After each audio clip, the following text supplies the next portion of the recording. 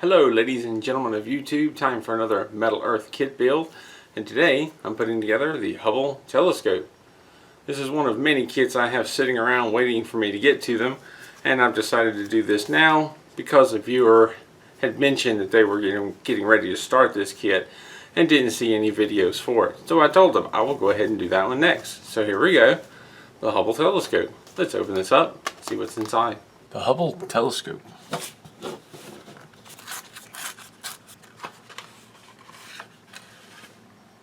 One sheet and one piece of paper for the instructions. One-sided. We have our usual introduction with the line drawing of the kit, some information about insertion tabs, holes and folds, needle nose pliers, our legend, the blue circle when you see that means to bend tabs over, the green triangle means to twist, and a little bit about pulling on the tabs to twist them to make them more secure, which may or may not work. And then we have the layout of the metal pieces and the appropriate numbers to show you where all the pieces are. We go to the assembly flowchart. You can see starts with part 1, 2, 3, and just kind of follow the arrows and the part number. You get to here, jump down to the bottom quarter because these are arranged in quarters. Pick up with part 10 and then jump over here and keep going until you've built the kit. Some of the tools that I'll use. Pliers. Pliers are very helpful. I have a flat nose set of pliers, and this is from the Fascinations kit, and I have a long needle nose pliers. They can get into a lot of areas and hold on to long parts. These do not have any ridges on the inside, so they do not scratch up the kits as you work with them, and they're spring loaded, which is nice. Side cutters or flush cutters are, in my opinion, essential. You can do these kits without them, but it is so very nice to have something to cut the parts off of the tree nice and quick and even and easy. Tweezers are very helpful. They're very small and easy to manage. They're great for holding on to small parts, great for making small bends, great for twisting and bending some of the tabs. I like to have an assortment of different kinds. I have a fairly normal set of tweezers, a thinner set, and a couple of sets with very pointed ends for getting into very small areas. Round nose or ring pliers are very useful for shaping some of the curved parts. You can just get the metal in between there and just slowly bend it and curve it for all of the odd shaped areas of your kit. There's a number of different things you can use to make these cylinder shaped and round parts. I have a bunch of dowel rods that I've used, a couple of them sharpened for making cone shapes. I've also picked up some step mandrels that have different size round areas, or a very inexpensive drill bit set. This is a set that I got very cheaply that I honestly would never use to actually drill with, but there's a lot of different sizes you can use. I occasionally find it useful to have these locking type pliers. I've heard them called locking clamps, Kelly clamps, forceps, but they can be very handy for holding on to some parts and locking them so that you don't have to worry about applying pressure while you guide them into place. And it can also be very useful for reaching into very tight areas to grab a hold of things. From the looks of the instructions, it seems I may need some sort of larger dowel rod or other round object to form some of the body. It's a little bit larger than I think any of my step mandrels or usual dowel rods will work, but we'll figure out something. Otherwise, we have some tools together. We have our metal sheet and our instructions. Let's put this together.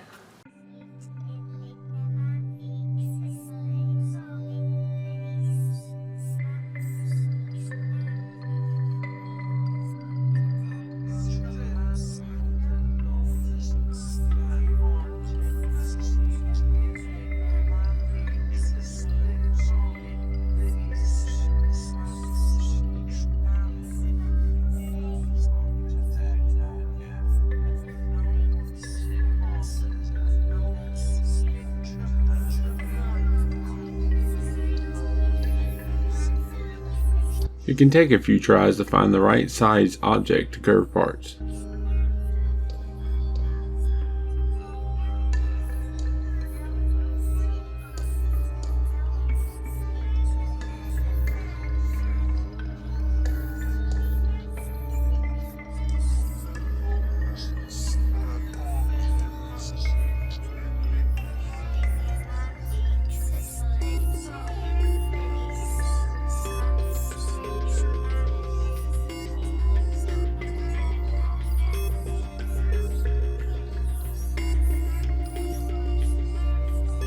I used sockets to shape the different sections of the body. I found sockets the same size as the disc that attached to the ends of each part. It was a good place to start. Then I worked down to smaller sizes until I found the one that worked.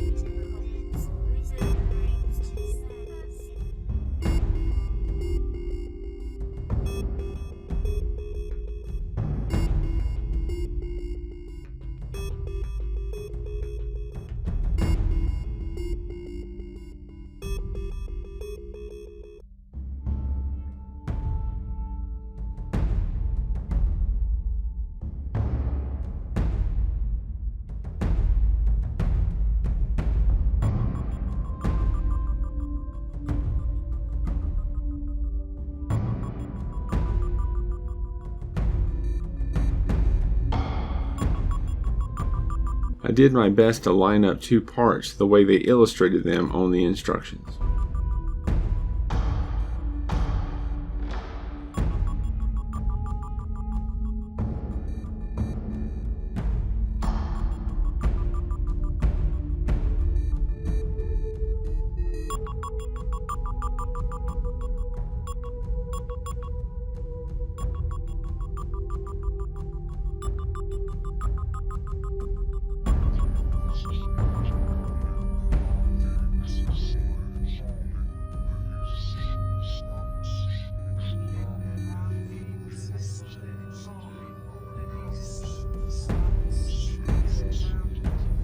Be sure not to close part 10 just yet.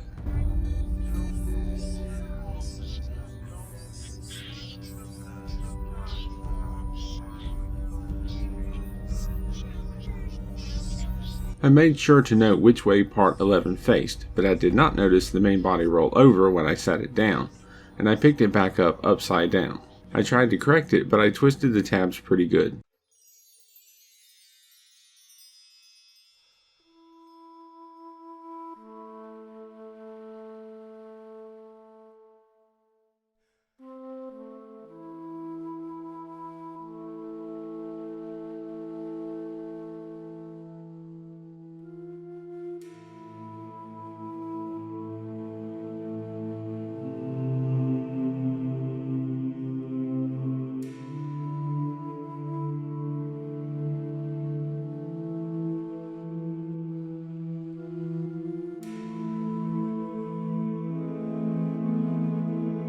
This video has been edited down. I have not shown all the different attempts, adjustment, or retries of this build.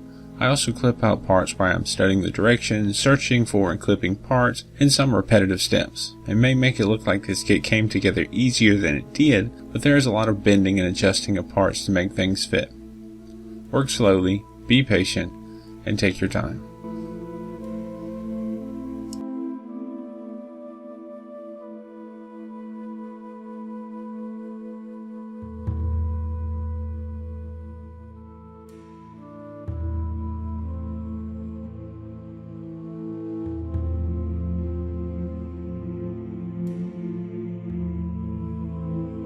The instructions are not clear about attaching part 13. There's no indication of twisting or bending the tabs, plus the antenna was in the way of the tab. At first I thought perhaps the closing of the body was supposed to hold it in place. I went and looked online to see how they built it.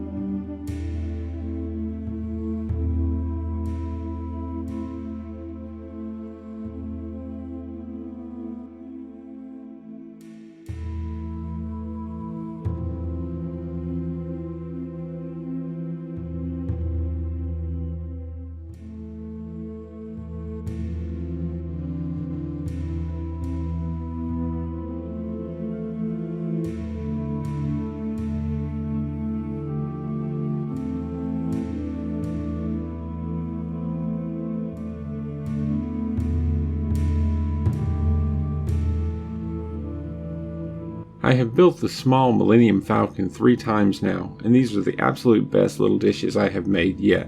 Use a sharpened stick and patiently work back and forth, slowly forming the cone. Then if you have some round nose pliers, curve the ends a bit. The ends of round parts are always the toughest.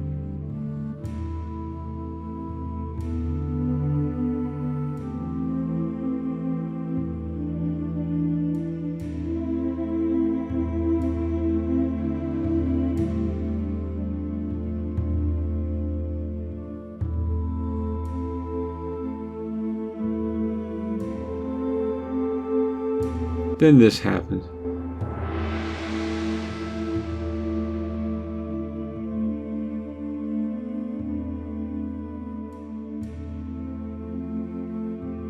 With long sides of bases, I like to push the sides against the table to bend the entire side at once.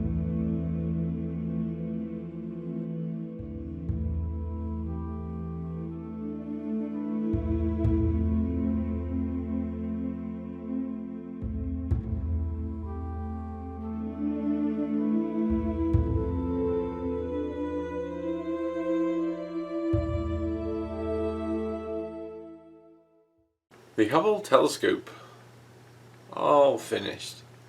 Now this is listed as an easy kit, and it's kind of a little on the high side of easy in my opinion.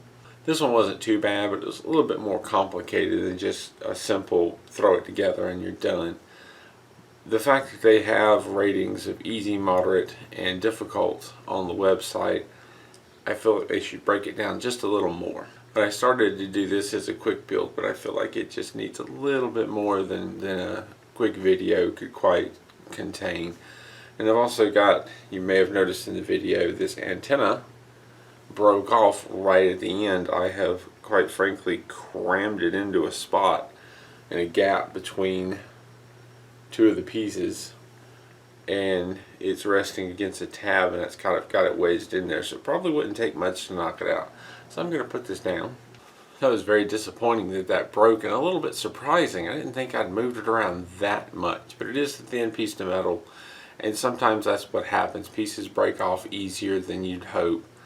With this metal, you can't bend things too much and too far, or they will snap, and usually I do pretty good about that. Some of the older videos when I first started doing the Metal Earth kits, I ran into that problem a lot, but I've gotten better about avoiding it.